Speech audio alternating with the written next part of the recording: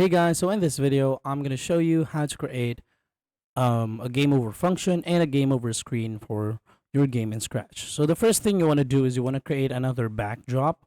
Okay, I actually made my custom game over screen right here. It's not so custom, right? So it's just a black fill and then with the text game over. Then after that, make sure you take note of the custom name because we're going to be using it in the next steps.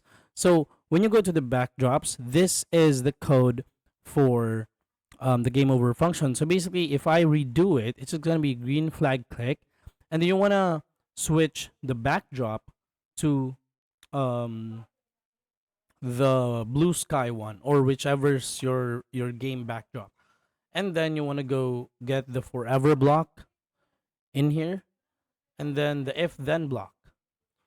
Then, for example, it's gonna depend on the score or timer. So for me, it's the score.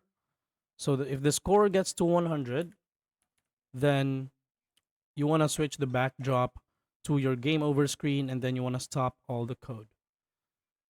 And then when you press the green flag, okay, let's try to play this one. I can show you that it works. 48. Then this star is making it quite difficult. Then there it is. So that's how you create a game over screen and a game over function in Scratch. Thank you so much for watching, guys. Please do not forget to subscribe. This is your buddy Josh of Basic Value. I'm going to see you on the next one. Peace out.